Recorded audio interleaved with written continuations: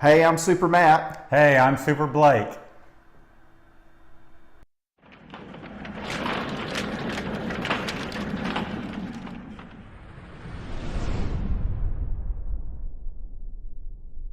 Hey guys, I'm here with Blake Williams today from Super Inspector, who's our lead inspector and also owner of the business. And we're going to talk today about pool inspections and spa inspections. So welcome. Thanks. Yeah, I'm glad to see you today. Let's talk about the main things that you see when you go out to inspect a pool. What do you actually inspect on a pool and a spa? And what are the common deficiencies that you see within those two things that you inspect? Okay, so first thing we want to do is turn on the pool equipment. It might not be on when we first get there. So we want to turn it on and let it run for about half an hour. That way if there's any leaks at the equipment or around the pool, hopefully those will manifest while it's running for that 30-minute period. Okay. So we'll turn it on and then we'll go about our business doing other things and let it run for a while. Sure. And then we'll come back to it and we'll check the equipment area to see if there's any water on the equipment pad, which would indicate a leak. Right. We'll check for any water, on the filter housing or the motor housings or any of the piping to see if there's any leakage there. Okay. We'll check around the skimmers, around the pool decking to see if anything has surfaced, manifested as a leak there. Okay. And then we want to turn the equipment off because we want the water in the pool to be still, so we can go around and check the surface. Are you looking for cracks and things like that? Yeah. So we're looking for missing water line tiles, separations in the deck sealant, which is the sealant between the coping and the deck. Okay. Loose coping tiles, missing coping tiles, a scale on the tiles, which is a kind of a white limey buildup in certain areas, and that usually just indicates chemical imbalances are persistent. And it can cause damage to the tile, so it needs to be cleared off. We want to make sure that they have 2 drains in the bottom of the pool with anti-vortex covers, because we don't want anybody getting sucked down and trapped on the bottom of the pool. Right. We're going to look for cracks inside the skimmers. Okay. Pretty common to find those. Right.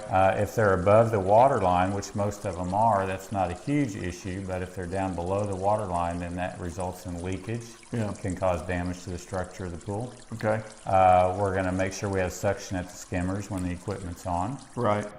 We're going to operate the equipment in normal modes. If there's automated controls, we'll change it from pool to spa mode to make sure that the valve actuators are working properly. The pumps are working and stuff too. Make sure the pumps are grounded, make sure the light works and that the light is ground fault protected. Yeah, ground and water is always a good thing to have. Yeah, the pool and the equipment has to be grounded. Yeah.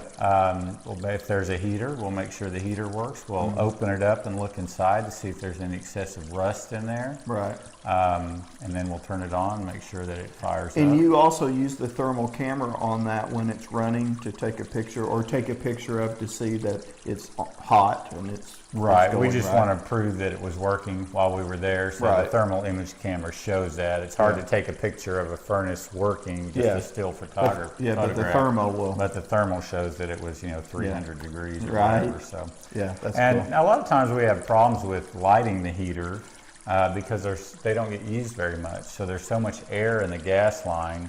It will try to light and then it will just time out and the service light will come on. Spitting. And it'll just turn itself off. Oh, yeah. And a service light will come on. So that may be reported as a deficiency. The heater may be fine, but if we can't get it to light because of air in the gas lines, we just have to report it. There's do they normally call a pool person or a plumber to come out to take care of things? Yeah. And the pool person might say, oh, there's nothing wrong with this heater, I lit it up fine.